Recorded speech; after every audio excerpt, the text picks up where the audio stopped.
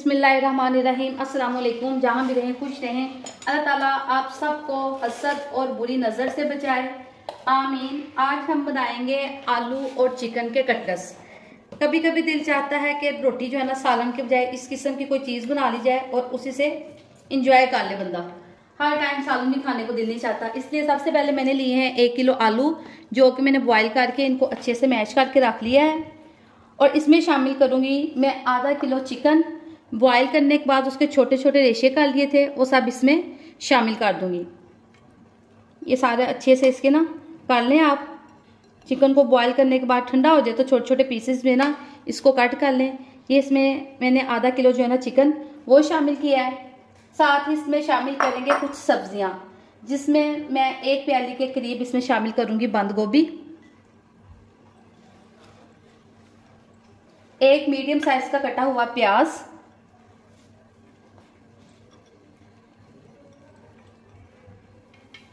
साथ ही इसमें शामिल करूंगी 3 से 4 सब्ज मिर्च कटी हुई, बारीक बारीक आप इनको कट कर लें। और इसमें शामिल करूंगी थोड़ा सा कटा हुआ अदरक। अदरक से इसका जो टेस्ट है ना वो बड़ा ही लाजवाब और डिलीशियस आएगा। अब हम इसमें शामिल करेंगे थोड़ा सा कटा हुआ धनिया और पुदीना। पुदीने से इसकी खुशबू जो है ना वो बड़ी बेहतरीन हो जाएगी, और जो है ना धनिया वो तो वैसे खूबसूरती को 4 चांद लगा देता है। ये इसमें हमने कुछ सब्जियां कुछ मसाले शामिल किए हैं। अब हमने इसमें जो मसाले शामिल करेंगे उसके लिए मैं इसमें 1 खाने का चम्मच शामिल करूंगी दादर मिर्च, यानी कि कुटी हुई लाल मिर्च।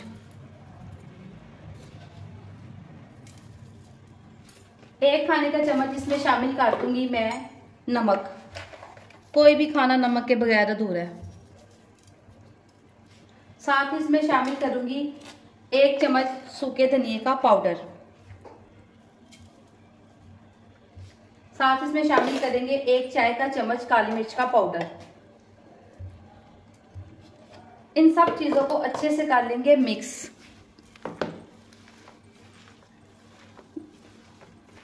हल्के हाथ से आप कर लें, 2 से 3 मिनट लगेंगे, लेकिन आप इनको अच्छे से मिक्स कर लें। और साथ ही आप इसका ना नमक चेक कर लें, अगर नमक में कमी बेशी हो तो और डाल लें, अगर कम हो तो और डाल लें। ये सारा मिक्सर जो है ना मैंने अच्छे से जो है ना मिक्स कर लिया है। अब हम इसको जिस हिसाब से आप कटलेट्स बनाना चाहें वो वाला साइज़ ले लें, जौन सी शेप बनाना चाहें वो वाली शेप बना लें। मैं इनको राउंड शेप में ही बनाऊंगी। ऐसे थोड़ा सा मिक्सर उठाते जाएंगे और हाथों की मदद से बेहतरीन से सारे कटलेट्स जो है ना मैं तैयार कर लूँगी। इसी तरीके से आप भी सारे कटलेट्स तैयार कर लें। माशाल्लाह से सारे कटलेट्स जो है ना मैंने तैयार कर लिए हैं। अब हम इनको करते हैं फ्राई। इसमें डालें कुकिंग ऑयल, बिस्मिल्लाहिर्रहमानिर्रहीम। ऑयल डाल लें, इसको होने दे गरम। अंडे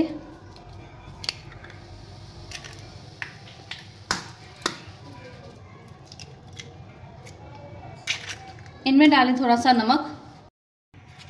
इसमें डालें 2 अंडों में 1 चुटकी नमक और इसको अच्छे से कर लें मिक्स।